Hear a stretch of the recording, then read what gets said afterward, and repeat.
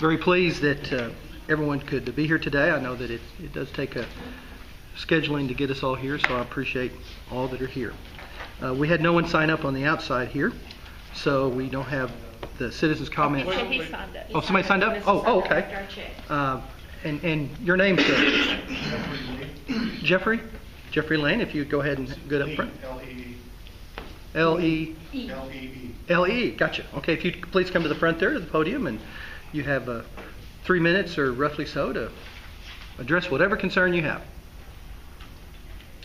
I didn't anticipate that was I was just here to see what the discussion was on synthetic marijuana. Oh, well, okay. You don't have to take questions or anything. So I think I'll forego that. All right. Hopefully there's going to be some. Yes, I think we have some good stuff today. Anybody else signed up, Tracy? All right. Carlos didn't make it, did he? I didn't see him. No. Okay. So now, would it be all right, because you attended that forum, didn't you? The Voices Yes, Forum? I did. You want to give us a little summary of what kind of came out of this? Sure, I'd love to. It was part of the Voices, which is the Lubbock County Community Coalition. They are trying to form a coalition to educate citizens regarding synthetic marijuana and regular marijuana as well.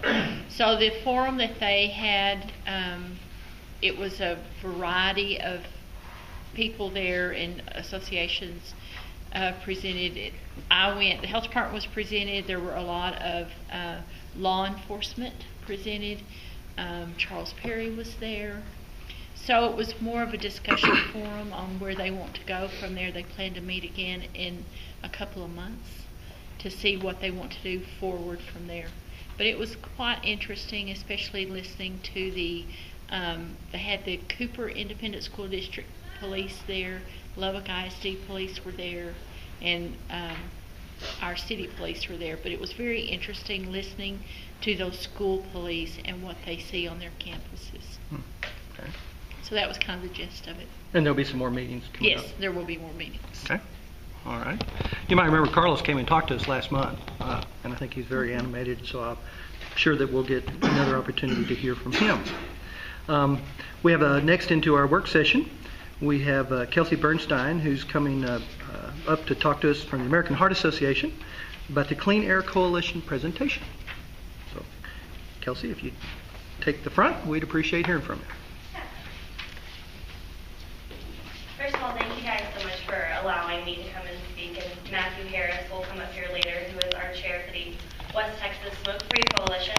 I am a local policy manager for the American Heart Association.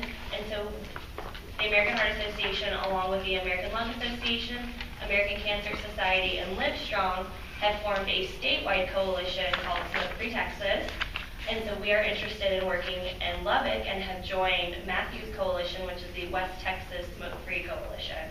So myself, I'm a secretary on it, and Matthew, who's with us today, is the chair. And today I just wanted to speak on behalf of the American Heart Association and educate everybody on the hazards of secondhand smoke. So I will just jump into that. And we are working to build a comprehensive ordinance here in Lubbock. And when I speak about comprehensive ordinances, that would be a smoke-free indoor air in all restaurants, bars, and workplaces. So comprehensive ordinances are designed in large part to protect the health of those individuals who have chosen not to smoke or are exposed to the hazards of secondhand smoke due to the public smoking of others. The evidence is clear and unequivocal: secondhand smoke does kill. It is a leading cause of preventable death in the United States, accounting for 30% of all cancer deaths. We would like to just remind you of a few. Secondhand smoke accounts for 30%? Tobacco use counts for 30%. And then for secondhand... But you said secondhand smoke. Oh, I'm so sorry. I meant tobacco use accounts for 30%. Right, because the only studies out on secondhand smoke are from the World Health Organization. And that shows actually a decrease in cancer rates among people exposed to secondhand smoke. And then we also have the Surgeon General's 50-year report, who it does mention, and there should be information in your packet as well on there regarding the statistics, and I have those in here in my presentation. Where would this be now? Yeah, if you look in your packet, In this white folder. Yeah, I sent everybody a folder, and it has health statistics in Lubbock, and then it also has, it's in that red folder right there. Oh, the sir. red folder. Red folder. Yeah, okay. Yes. Where are these statistics? Mine were white. And then the Surgeon General's report statistics, it might not be in there, but I can definitely give that to you. I have the statistics in here. I'd be more than happy though to give you a copy and email that to you and speak with you with the Surgeon General's report. More than happy to do that. Which Surgeon General is this? The 50-year anniversary report that came out, I believe, in January. This year? This year, yes, sir. Okay. Okay, no problem. What does it say? I'm sorry. Yeah, I'll go into my public health risk, and I have a health statistic in there that might clarify some of this as well. What is this statistic you're talking about? Yeah, my statistic is that from 1965 until 2014, there have been over 20 million premature deaths caused by smoking and exposure to secondhand smoke.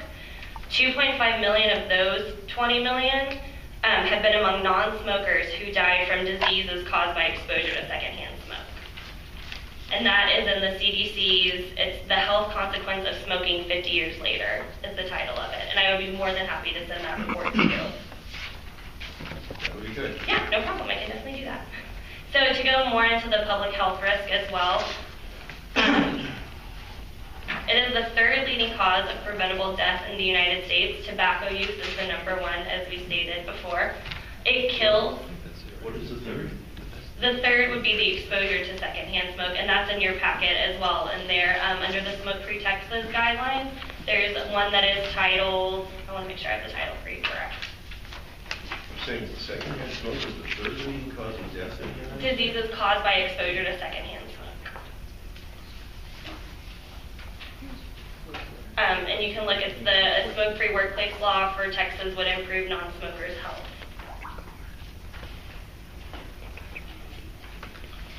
And in that same statistic, that first bullet is that secondhand smoke is the third leading cause of preventable death in the U.S., killing more than 42,000 Americans each year.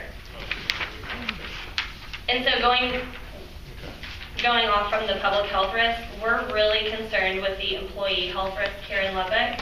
And so some statistics on those include food service workers have a 50% higher risk of lung cancer. Bartenders have a rate of lung cancer higher than firefighters, miners, and dry cleaners. For patrons and employees, 2 hours in a smoke-filled environment is equivalent to smoking 4 cigarettes.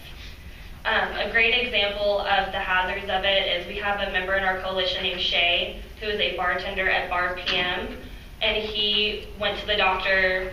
He thought he had the flu. He kept coughing, and the doctor diagnosed him with chronic cough due to his work at the bar. So that's just one example of many workers who suffer here in Lubbock. Going into the economic impact, the value of lost productivity due to premature deaths caused by exposure to secondhand smoke is now estimated to be $5.6 billion per year. The annual cost of direct medical care for adults attributed to smoking are now estimated to be over $130 billion. Studies of sales tax data from numerous cities in several states consistently demonstrate that smoke-free ordinances do not affect restaurant revenues. In your packet, you have a study on El Paso, who does have a comprehensive smoke-free ordinance, and in that they did statistics on the revenue of restaurants, and they showed no adverse effect in El Paso. So that's one example, and that study is also in your packet. Where is this? It should be the third one, right under. Right. It's toward the back. This one here. Yeah, no problem. Well, there is a problem because we're not aware of what you're talking about. And yes sir, that one. And my card is in each one of those packets taped. Please feel free to contact me at any time by phone or email. I can come and meet with you whenever you would prefer. We have coalition meetings that are every month on the first Thursday. You're more than welcome to attend those as well. And the last thing that I wanted to touch on for the educational standpoint is Lubbock's current ordinance allows for ventilation systems, and we have evidence that shows that the ventilation systems do not work. From the industrial hygiene perspective, general ventilation as delivered by heating, ventilation, and air conditioning systems is not an acceptable engineering control measure for controlling occupation exposure to environmental tobacco smoke. And the American Society of Heating, Refrigerating, and Air Conditioning Engineers encourages elimination of smoking in the indoor environment as the optimal way to minimize that exposure. So considering and adopting a smoke-free ordinance for your community is certainly within your grasp. City government has a responsibility to provide for the public health and safety, and this is certainly a public health issue. The Board of Health has a really unique role in this. Having your support is vital to our efforts. Our goal for this meeting is just to share with you the vision of our organization and others with whom we work with to create a smoke-free environment and live so that everyone, adults, children, smokers, and non-smokers alike, have the assurance that public indoor places are 100% smoke-free. And we would be honored if we could be a part, if you all could be a part of this process and to guide us in the direction of a passage of a comprehensive ordinance. And at this time, I would like to invite Matthew up here to speak on behalf of the coalition to give you an update on what they are doing in the community and to give you a little bit more information about the West Texas Smoke-Free Coalition. All right, good. Thanks, Kelsey. My name is Matthew Harris. I'm a local attorney here in Lubbock. I'm the chairman of the West Texas Smoke-Free Coalition. We got started last July, started with just a few people here in Lubbock. It's really a truly grassroots organization. It's a lot of just local community people that are interested in developing a comprehensive smoke-free ordinance for Lubbock. We are comprised of students, healthcare professionals. We have citizens, educators, members of the legal community, owners, employees of bars and restaurants. We started last July with the goal of getting a smoke-free ordinance within the year. And so our goal is to establish a smoke-free ordinance in Lubbock by June of 2014. What we hope to accomplish in the coming months, because June is not that far away, and we certainly recognize that. So we've been working hard, very tirelessly over the last several months. And what we have planned from this point forward is right now we're engaged in a public education push. We have, currently we have a public service announcement that's running at the IMAX Theater regarding the dangers of secondhand smoke. Right now we're discussing submitting letters to the editor of local media and op-eds circulating regarding the dangers of secondhand smoke, just really trying to inform the public, for those that haven't caught the memo so far on the dangers of secondhand smoke. We are also discussing the possibility of public service announcements being run in radio, TV, electronic and print media as well. We are currently talking to the council members on the city council where we have established some support for this ordinance. It's ultimately comes down to being the right thing to do for us to establish safety for citizens and employees in Lubbock. We're also planning on working towards getting the support from the local Chamber of Commerce.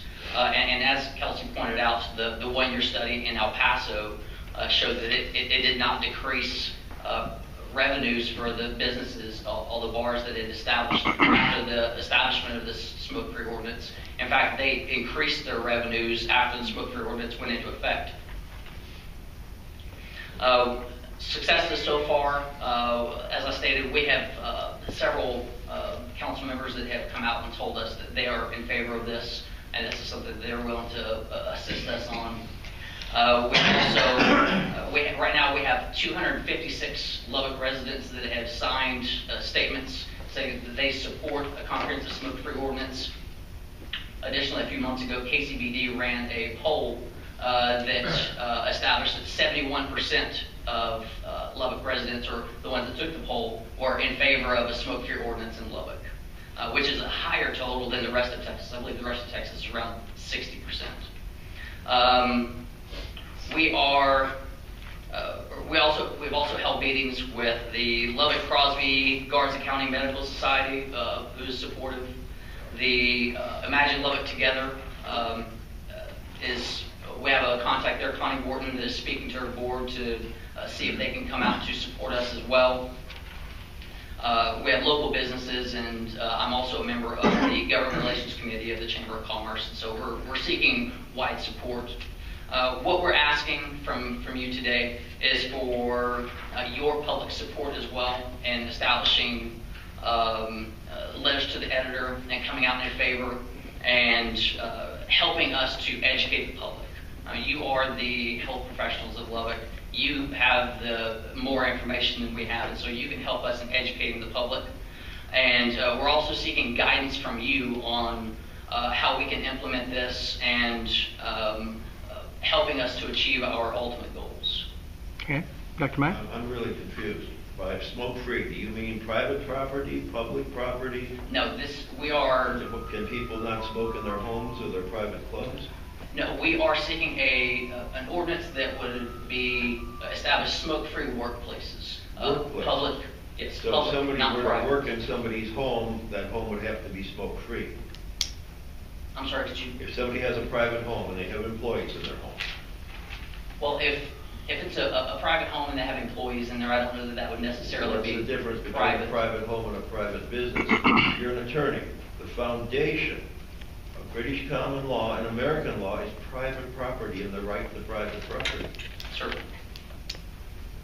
So, Well, what we're establishing is an ordinance that will protect employees. They're being subjected to secondhand smoke, and if But they have a freedom of association, do they not? And does not the employer have the right to the best use of his property?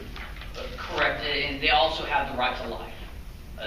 Secondhand smoke is a danger to health and safety, and they also have the right Luckily, that's to. been fully established because the World Health Organization, there's been 2 studies done on it, 2 major studies, and neither one of them showed any increase in risk.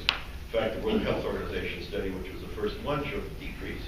Now, I'm not advocating smoke. I'm a surgeon. I realize the dangers of this, but I don't see going from point A to point B because I don't believe that's been established. Okay, Dr. Epstein? I notice you've provided us a list of 35 Texas cities that have smoke-free ordinances. These would have all been tested against Texas law. Would any of them have had problems of the sort that Dr. May mentions? Because this is not uncharted territory. This is well charted within Texas law.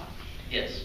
Have there been any issues with concerns from private homeowners about smoke in their own home? Certainly, and I'm not aware of any case law or current precedent that's been established that would overturn any of the ordinances that have been set aside or that have been put into effect in any of these other cities, in these other communities. And I believe that you'll have the date in front of you. The El Paso ordinance was as far back as 2000, so we're not looking at brand new law that hasn't been tested.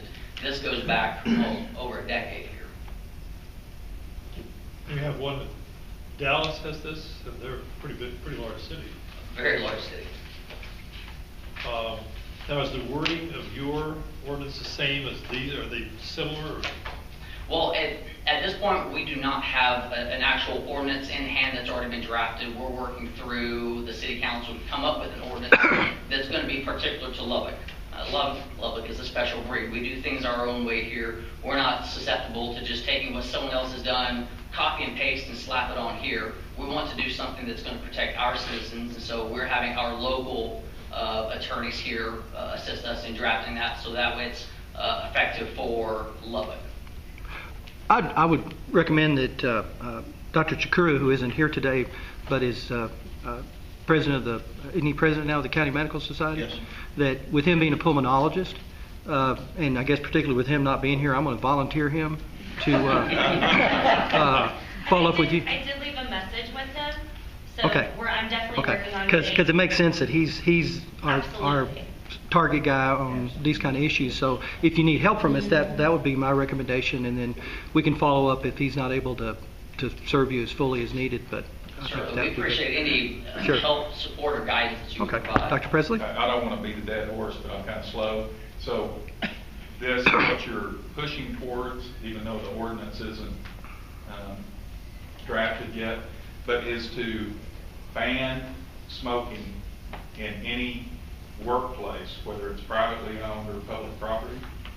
And the primary focus is on public. Right now, there's already an ordinance in effect for for smoking in Lubbock.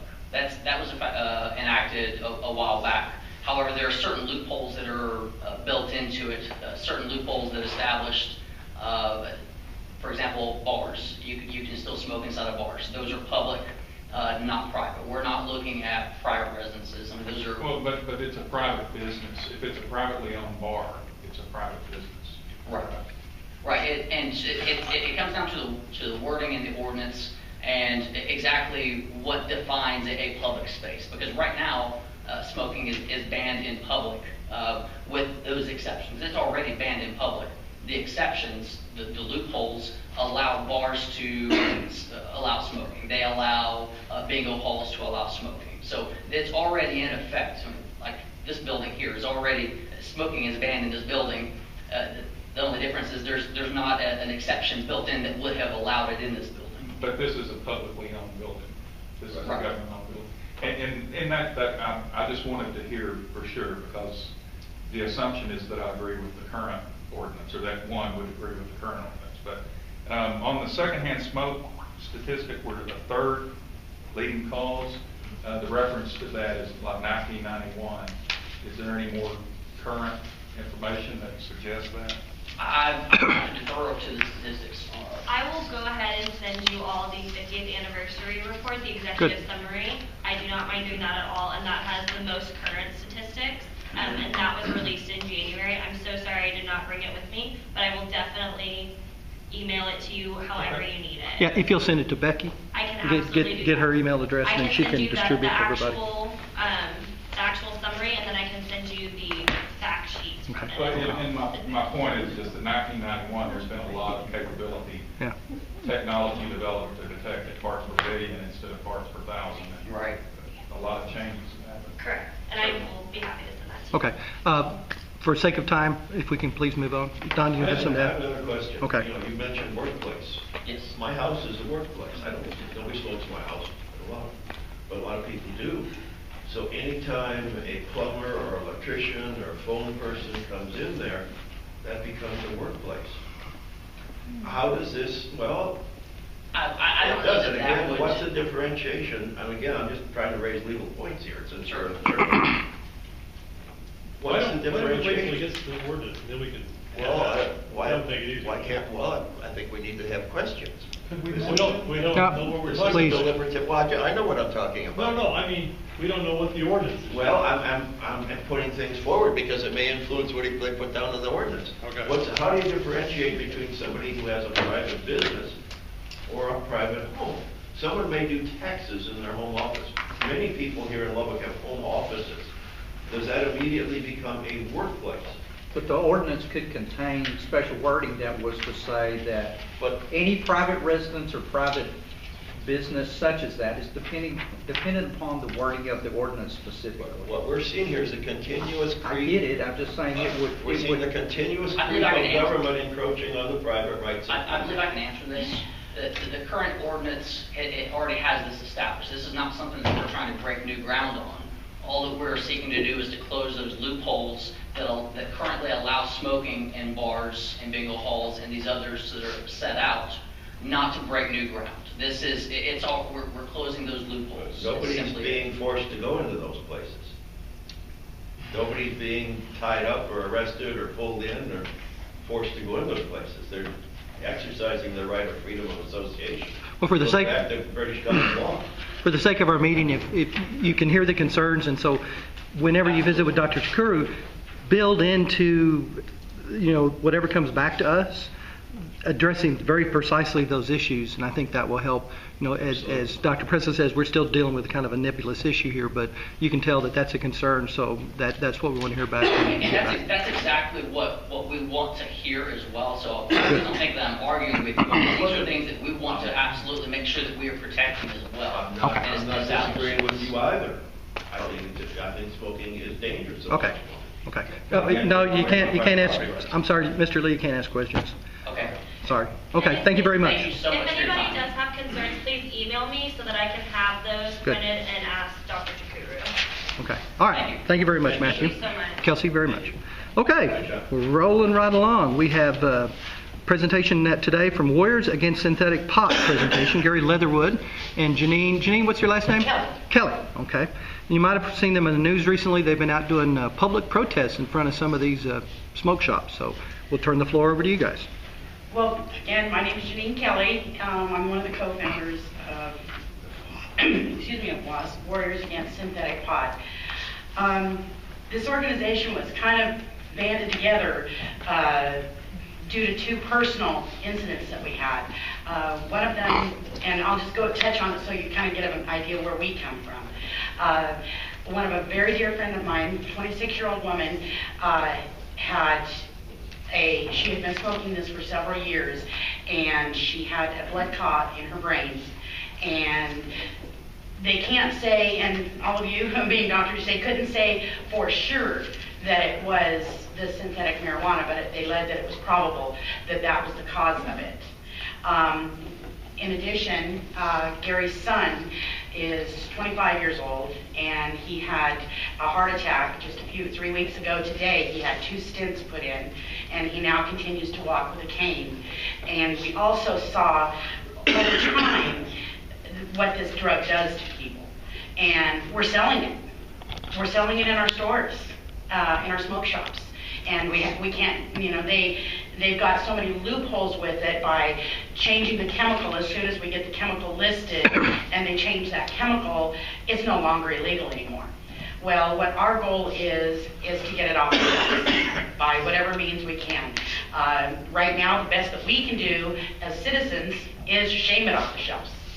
We are out there, we're petitioning, we're doing peaceful protests at every smoke shop that we know, and unfortunately, we know too many people that know for sure that this is being sold in smoke shops here in town.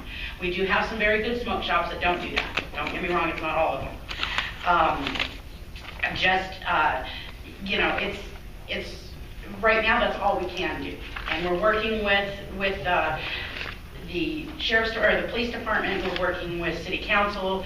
We're working hopefully with y'all to work together as a team to get this out of our stores.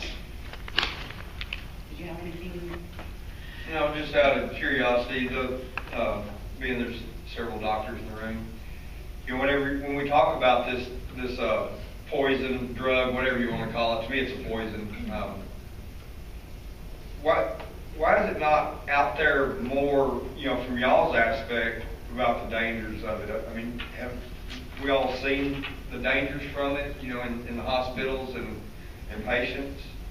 And, I know that several doctors, concerning my son, were kind of reluctant to talk too much about it, but yet when they walk out of the room, the nurses say, yeah, that's exactly what's wrong. Well, I know what's wrong. He put the pipe to his mouth, he took a hit of it, and he fell over dead, so, like a half an inch of a main artery in his heart just collapsed. And, we see the aneurysms, heart attacks. There's an article that I just found on another site this morning, I posted on WASP, just talking about, some doctors saying just in their 2-hour shift, or their 8-hour shift at Covenant, that they have, on average, 2 people a day come through there, and then you figure that happens, they're basically saying, so 6 people a day at a minimum are coming through there, with complications from the synthetic pot.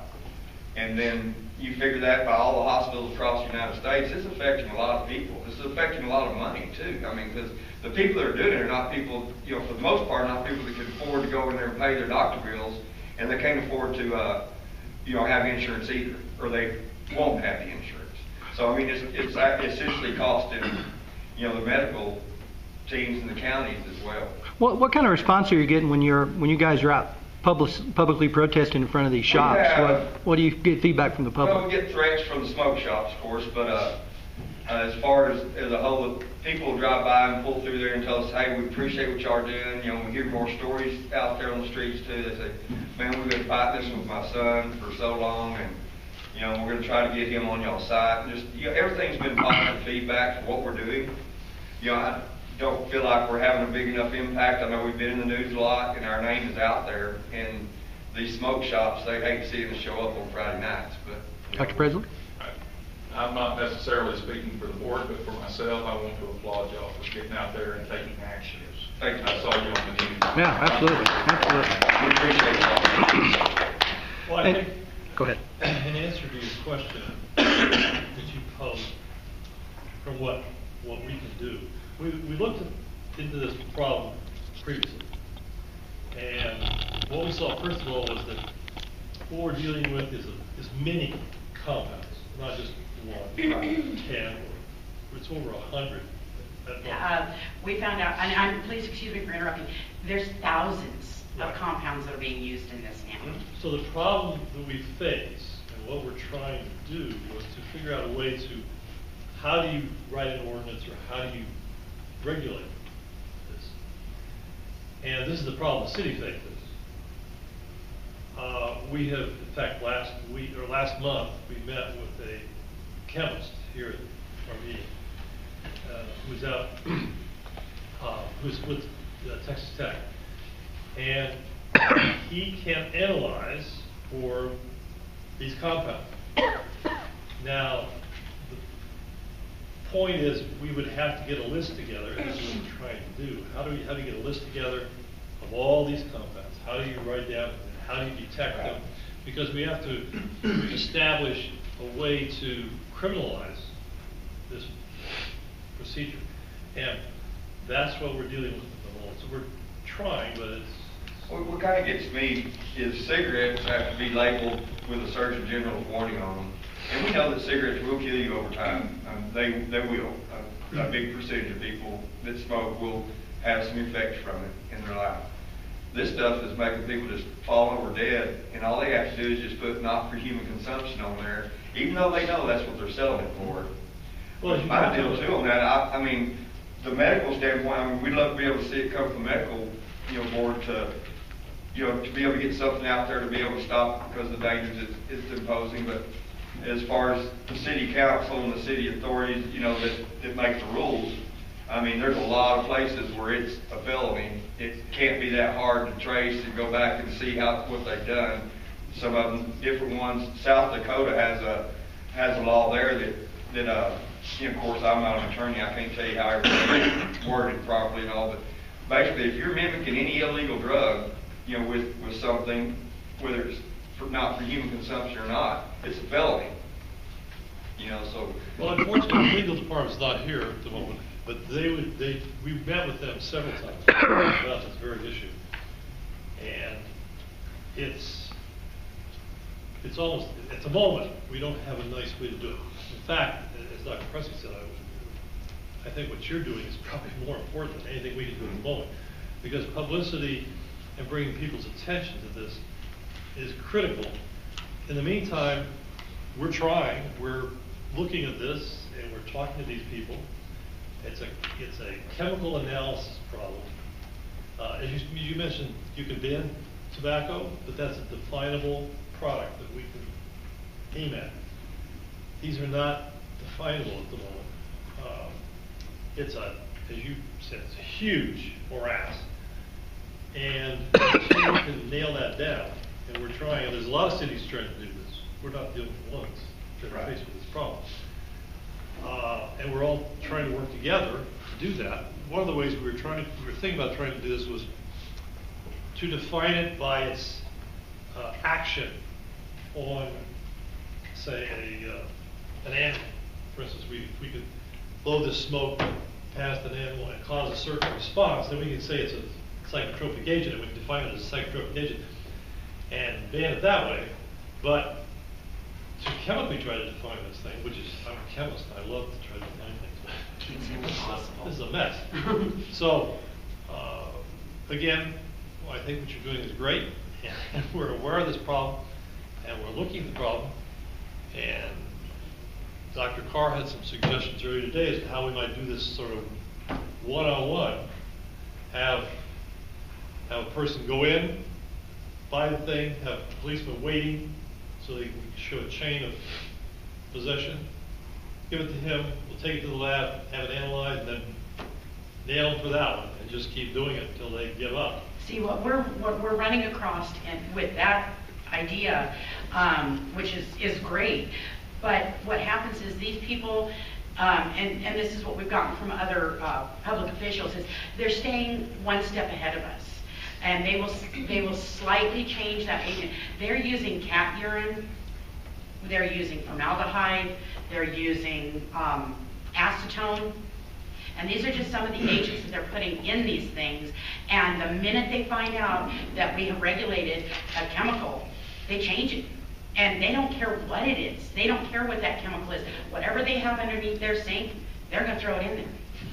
And so, you know, that's where I think Gary was correct in saying we need to maybe view how some of these other communities that have successfully banned this product and see what they've done, and see if we can bring that forward and use some of their ideas to help get it done here in Lubbock. Well, if you can find a community that's successfully doing it legally, let us know, and we'll look into it. Absolutely. Dr. May? I want to also thank you for what you're doing, because it's private citizens like you who are willing to stand up and get out there and please write letters to the editor. You've got the news media here. Get in front of these people. Bring people together. You know people all over the country, and your friends too. Get people out there active. This is not just isolated to this thing. It's part of the larger drug culture. It's part of the expansion of marijuana use. This is synthetic marijuana, supposedly. Almost all the people who get involved in this have had the intro to other drugs, usually marijuana. We see in the United States a 50% increase in the last 3 years of marijuana-related traffic deaths in this country. So this is just part of that larger problem that, and the government's really, you know, here, this is great that we're going after Lubbock, but it's not politically correct to go after marijuana or synthetic marijuana. Well, it is politically correct to go after smoke, tobacco smoke, but this is not politically incorrect. There's a lot of people who like this stuff. So until we change the hearts and minds of the American people, like you're doing, so keep it up, spread it. Awareness, that's our biggest deal right now. Thank you. The only thing we know to do is make people aware. Thank you. You're very welcome. Well, one item I that... have one, I Go was ahead. just going to share, kind of along his thank you note, there was a brief statement that we got on our website. We do have, or our Facebook page that we have. We call, for sake of a better word, people involved in our campaign warriors. And this story was from one of our warriors, and it was posted on our page, and he writes to us, "Wow, I didn't know how to say it, but I'm over this stuff. The past few days were rough, but now I don't even want it. If it was not for your story, I don't know what today would have brought. I can say y'all saved my life, and I don't know how to repay that. Please keep doing what you're doing. I'm right there with you." That's what makes us fight. That's what makes us fight. One thing that they gave me just before the start of the meeting is I asked for a list of where they've identified the shops that are selling these products. And I've got a list here of 13 different establishments across the city. And what we'll do is, as a private citizen, I'll see what we can do to get this publicized so that we have the addresses. And then I bet you we can probably, it's a matter of public record who owns these shops. And so what I'd call on the citizens to do is that if you know these individuals, or for example, if you buy your cigarettes at these shops, go buy your cigarettes someplace else. If you know these individuals and they're neighbors of yours, or they sit next to you in some organization, tell them what you think about them trading in this kind of poison. And so this is, I think, again, going to Dr. May's point about private citizens, that's the way that the shaming is probably going to work better until we can come up with a better analytical way to approach it. So any other questions for our presenters? Okay, seeing none. Thank you very much. Thank you. Keep it up. All right, good. Moving on then to 3.3, we have an update on Oil and Gas Subcommittee from Dr. Epstein. Thank you. I hope everybody has gotten a copy of this article from Environmental Science and Technology that I wanted to present today, as well as a summary that I printed out. I have presented to this committee at a variety of times over the last year and a half regarding new studies as they came out showing risks from unconventional oil and gas development.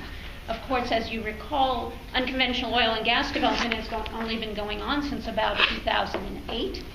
And studies about health risks are only... unconventional, I mean fracking? Fracking's been going on for 60 years. Yes, fracking, all right. Yes, fracking has been going on for a very long time and has been studied especially by the EPA and found to be hazardous, as I have in this 1987 report. Unconventional oil and gas development is actually more difficult to define and to separate from conventional oil and gas development than I would have previously thought. But yes, aspects of oil fracking, the process of hydraulic fracturing for oil and gas has been going on for a very long time. There are some new aspects of oil and gas development involving hydraulic fracturing that have just started since 2008, namely the widespread use of fracturing along with horizontal drilling to get deep shale gas close to urban environments. So this is a complex area. One of the members of our oil and gas committee, Dr. Watson, apparently wrote a book on this subject, which I have not yet seen. But thank you for bringing up the fact that oil and gas fracturing is a very old and rather dangerous and polluting technology. Nevertheless, I wanted to share with the committee the presence of this new of a new summary article. I've shared with the committee several summary articles. This was just accepted for publication on February 10th of this year. I think it may not yet actually be published. This may only be available online. And several of the things that have prompted these scholars to produce a review article is the appearance of more and more data.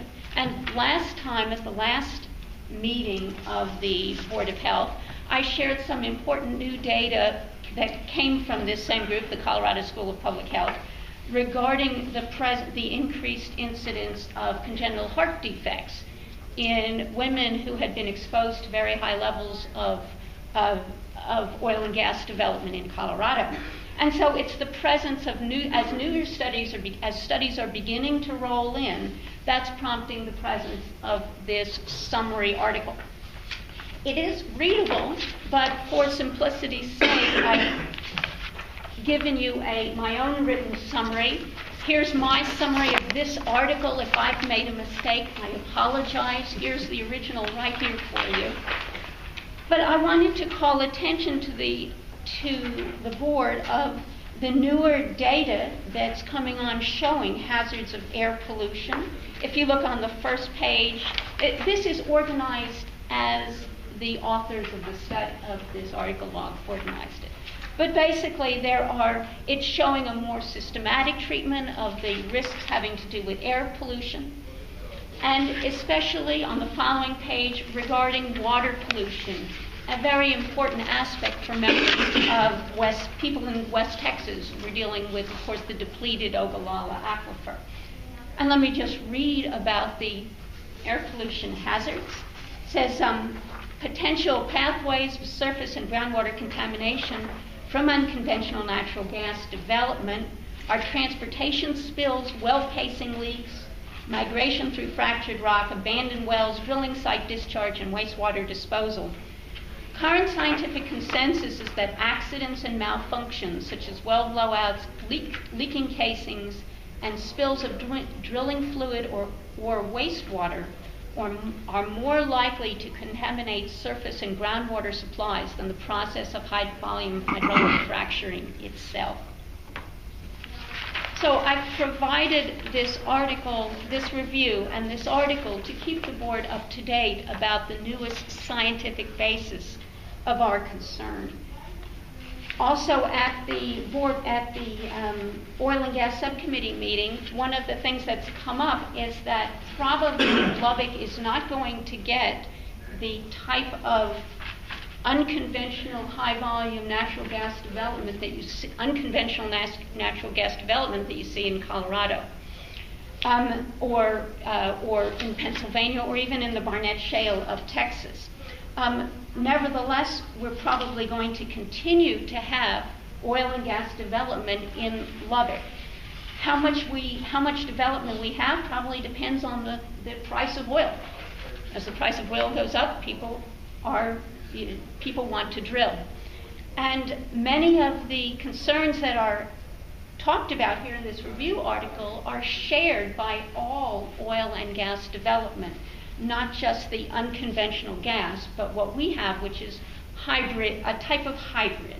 In Lubbock, around Lubbock, we have hydraulic fracturing, as Dr. May pointed out. We also have horizontal drilling, and our drills go quite deep. This formation that we're drilling here is a mile deep, is 5,000 feet deep, which is as deep as some of the big, I believe, as the formations in Pennsylvania.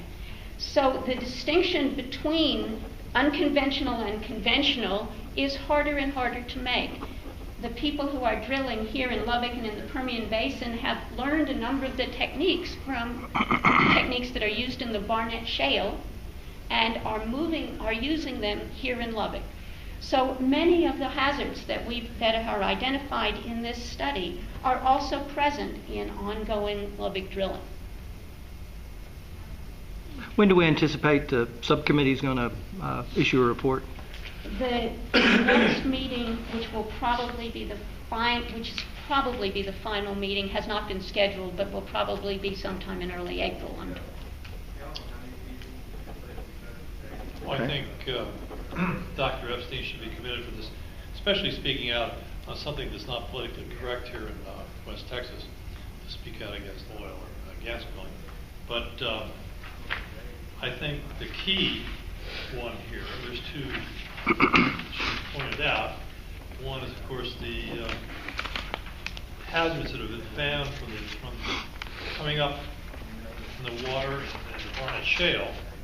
That's number two. That's the Thotmo report there, 2013, where they see elevated levels of arsenic, selenium, and strontium, total dissolved solids within 3 kilometers of it. And this mirrors the findings in Pennsylvania, where, again, they found, as Dr. Epstein also pointed out, they found material coming up from 6,000 feet down. So this is a long way for